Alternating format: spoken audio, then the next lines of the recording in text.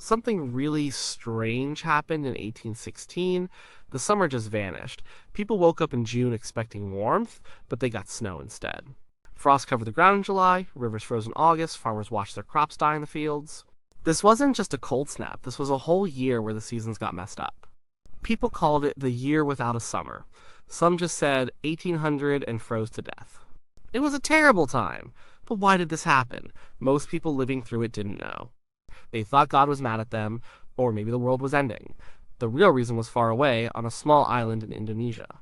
In April 1815, a volcano named Mount Tambora exploded. It was one of the biggest eruptions in human history. Most people today have never heard of it, but its effects were felt all over the planet. Tambora had been quiet for a long time. Then it roared to life. Ash and rock shot miles into the sky. It made a sound so loud people heard it hundreds of miles away. It caused a tsunami that killed thousands. The blast itself destroyed the island. Over 70,000 people died right away from the eruption or its direct after effects.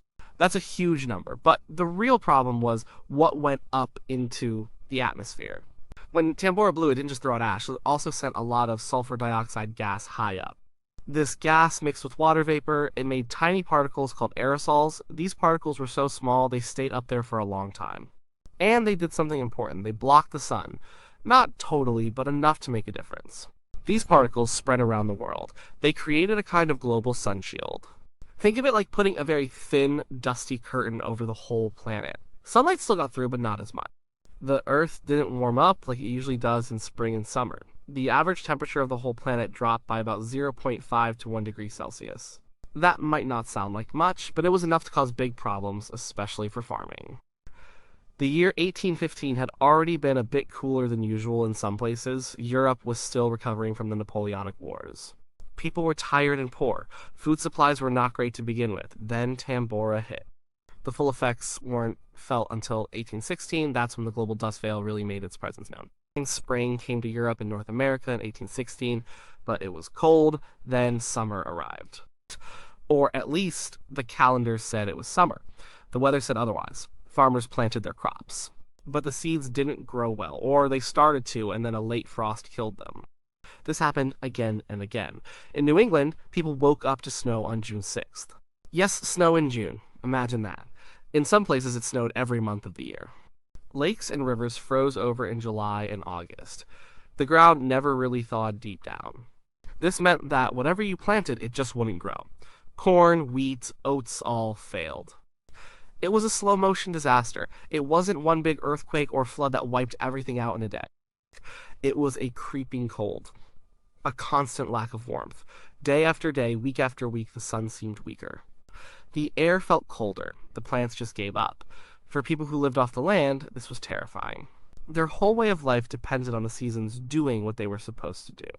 But in 1816, the seasons broke, and it wasn't just one place, it was happening all over the Northern Hemisphere.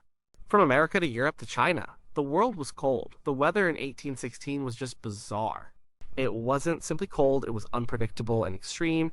People were used to tough winters, sure. But summer was supposed to be a time of growth, warmth, and sunshine. That year, summer felt more like a prolonged, terrible autumn or a never-ending winter. In North America, especially the northeastern United States and Canada, the cold was shocking. June began with a severe cold wave. Farmers had already planted their spring crops. They watched in despair as snow fell. It wasn't just a light dusting. In some areas, inches of snow covered everything.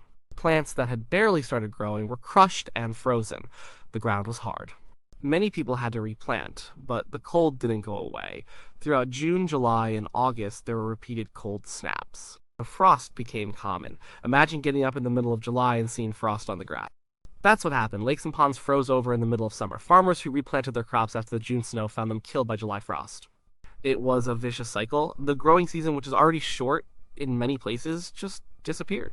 The sun looked different too. People reported seeing strange sunsets and sunrises. The sky often had an unusual reddish-brown or orange glow. This was because of all the volcanic dust in the air. The dust scattered the sunlight in weird ways. It was beautiful in a strange, eerie kind of way. But it also served as a constant reminder that something was off. The very sky itself seemed changed. Europe also suffered greatly. Britain, Ireland, France, Germany, Italy all felt the cold. Heavy rains were common, washing away what little crops managed to grow. Floods swept through many regions. The combination of cold and wet was deadly for agriculture. Fields turned into muddy swamps. The sun, when it appeared, was often weak and pale. In Ireland, the potato crop, a main food source, failed. This led to widespread hunger.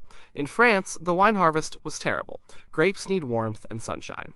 They didn't get it. This hurt the economy and people's livelihoods. In Switzerland, heavy rains and melted glaciers caused huge floods. Their rivers overflowed, destroying villages and farmland. People there faced both cold and devastating water. The weird weather went even further east. In China, especially the southern parts, the cold killed rice crops. Rice needs warmth and a long growing season. Frosts were reported in areas that rarely saw them. This led to major food shortages and famine. In India, the changing weather patterns affected the monsoon.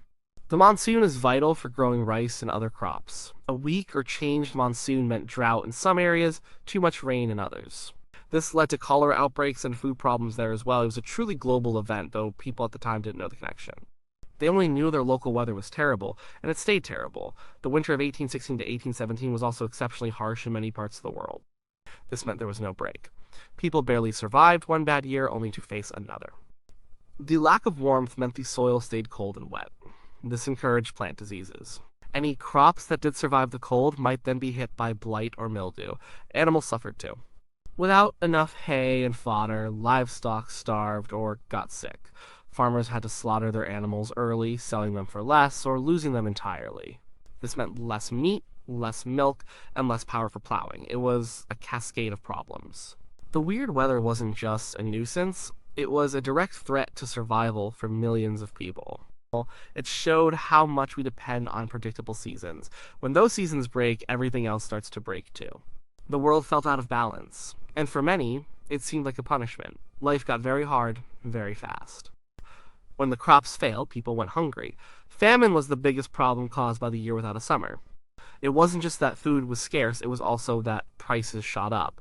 Only the rich could afford what little food there was. The poor starved. In many places, people ate whatever they could find. They ate weeds, roots, even sawdust mixed with flour. Anything to fill their stomachs. Parents watched their children suffer. Whole families wasted away. This kind of hunger makes people desperate. It leads to crime, it leads to unrest. In Europe, bread riots broke out in many cities. People were furious. They demanded food from the government. They attacked bakeries and grain stores. Soldiers had to be called in to keep order. Governments struggled to respond. They didn't have systems in place to deal with a disaster of this scale. Moving food from one region to another was slow and expensive. There wasn't enough food to go around anyway. Disease followed famine. When people are weak from hunger, their bodies can't fight off sickness. Typhus and cholera spread easily. In some parts of Ireland, the typhus epidemic was devastating. Thousands died. The death toll from disease often outnumbered those who died directly from starvation. It was a brutal compounding of suffering. Many people decided they couldn't stay where they were. They had to leave to find food or a better life. This led to huge waves of migration. In Europe, people moved from the countryside into the cities, hoping to find work or charity. But the cities were already overcrowded and struggling. Across the Atlantic, thousands of Europeans decided to leave for America. This was the start of a major immigration wave to the United States. Many came from Germany and Ireland. They left behind a broken continent, hoping for a fresh start.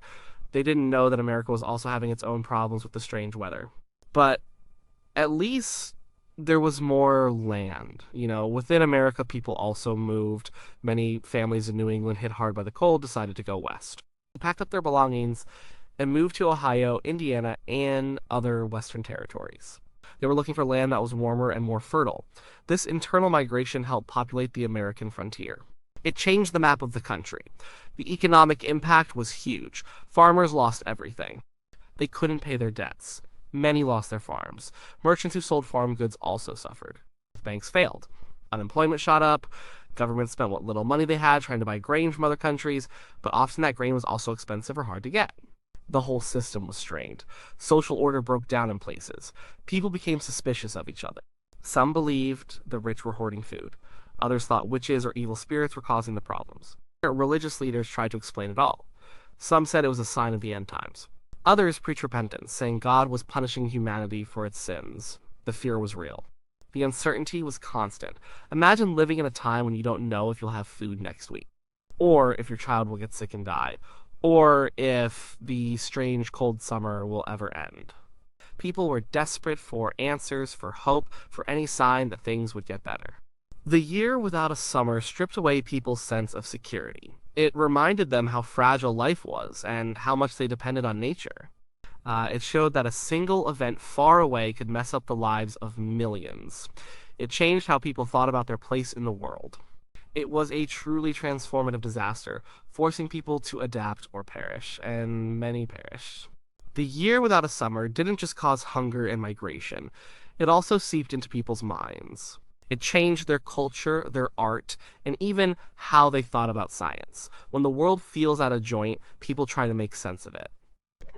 One of the most famous stories to come out of this strange year is Mary Shelley's Frankenstein.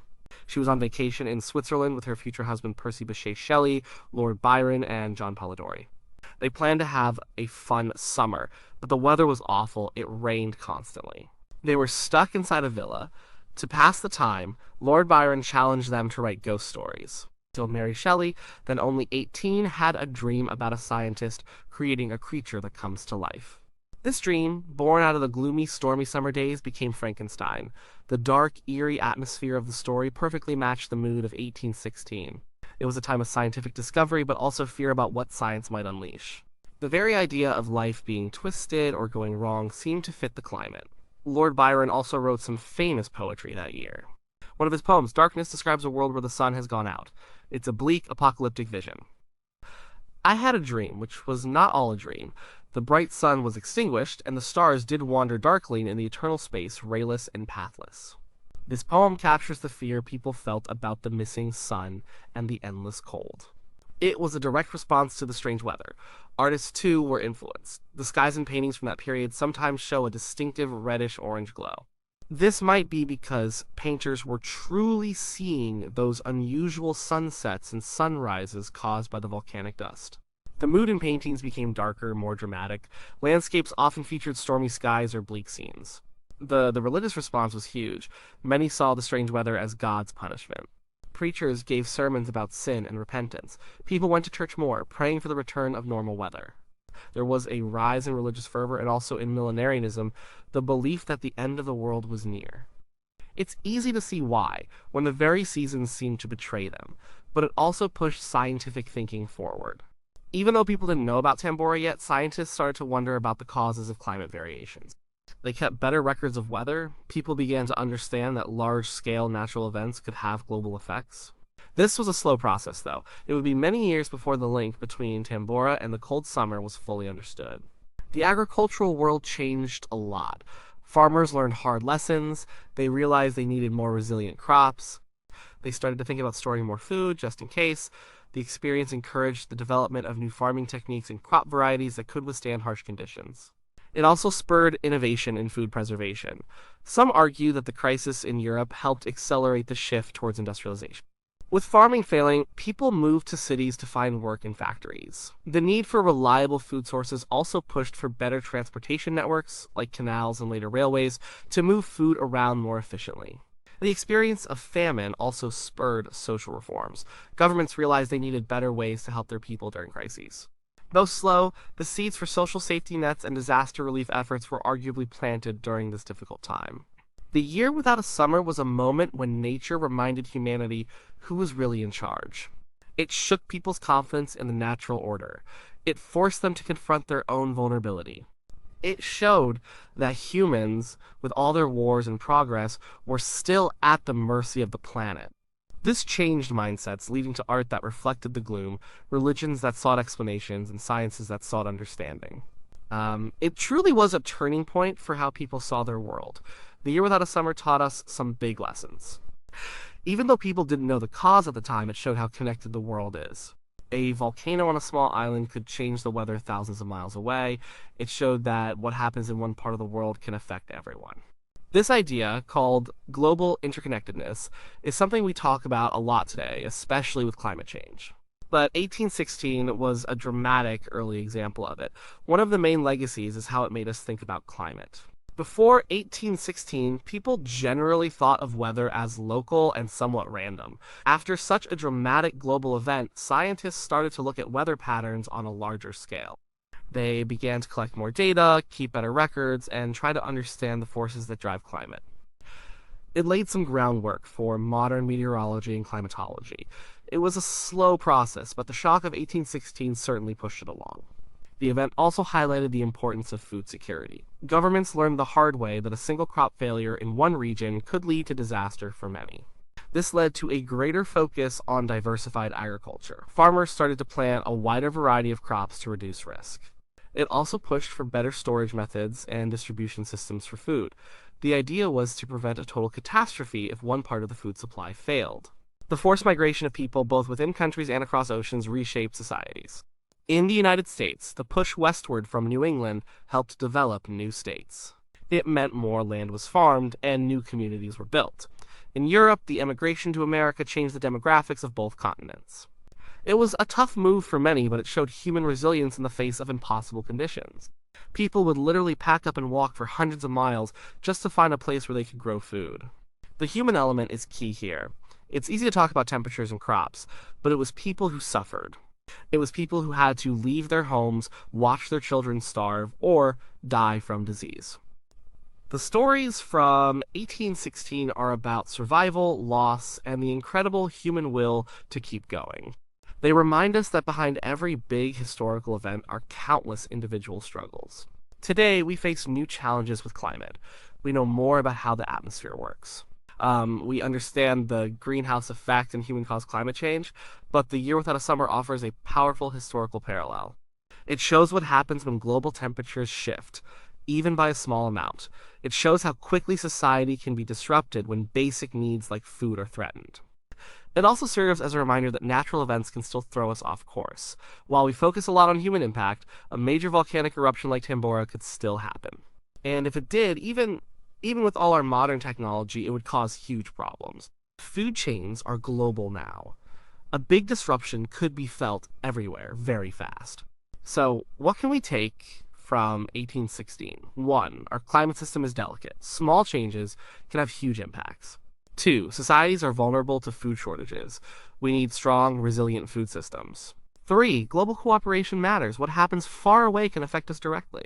4. Humans are adaptable. People found ways to survive, to move, to innovate even in the worst times. 2. The year without a summer wasn't just a strange weather event in history, it was a harsh lesson that shaped how people understood their world, how they farmed, how they governed, and how they created art. It's a story of natural power, human suffering, and the long-term changes that can come from one terrible year. It shows us that we are always connected to the natural world, whether we like it or not. And sometimes, nature reminds us of that connection in the most dramatic ways possible. It was a truly unforgettable time, one that still teaches us valuable things today.